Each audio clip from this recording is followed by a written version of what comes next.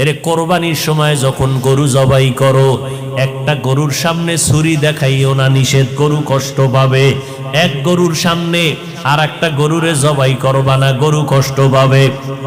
গরুটারে রশি দিয়া বাইদা জমিনের মধ্যে শোয়াইয়া 1 সেকেন্ড দেরি করবা না।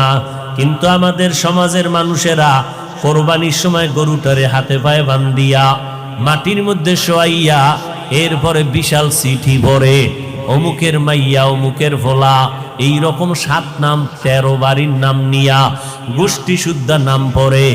অমুক একজনের নাম আব্দুর রহমান, নাম পড়ল, বাবার নাম, মায়ের নাম, ওয়ার্ড, এরপরে থানা, এরপরে জেলা। কিও এত নাম কেন?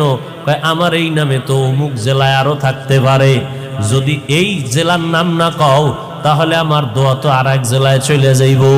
এই জন্য আমার গোষ্ঠী শুদ্ধ সব নাম ক। 7 জনের নাম কইতে কইতে গরুটা আদা মরা হয়ে গেছে। ও আল্লাহর বান্দারা, এগুলো শুধু মূর্খতা আর কিছুই না। তুমি কোরবানি দিতেছো আমার আল্লাহর জন্য, কার নামে দাও কেউ জানার দরকার নাই, আমার আল্লাহ জানলেই তো যথেষ্ট।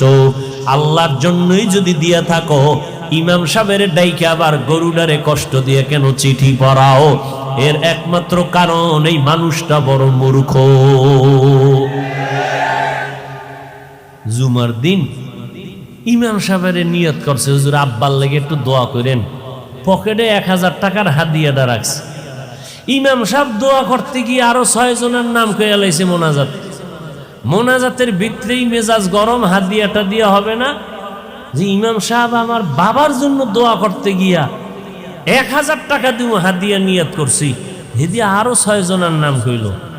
এবার পকেটে খুঁজে টুইজা 200 টাকা দিছে, যে দোয়া ভাগ হয়ে গেছে। আগে হুজুরে আমার আব্বার নামটা একক কইলে পুরো দোয়াটা আমি একা পাইতাম, এবার 6 বাবার নাম কইছে তো দোয়া কি হয়ে গেছে, ভাগ হয়ে গেছে, হাদিয়াও কমে গেছে।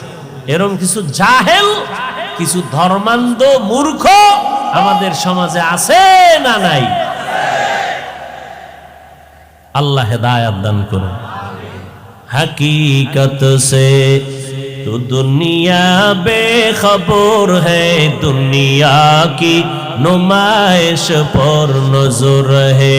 नमी गुयाम के आज दुनिया जुदा बाश, बहर कारे के बाशी बा खुदाबास। আর মসজিদের ভিতরে তো এখন নামাজের জায়গা রেজিস্ট্রি করা থাকে, ঠিক না? এইটা সভাপতি, এইটা এমপি, এইটা সেক্রেটারি।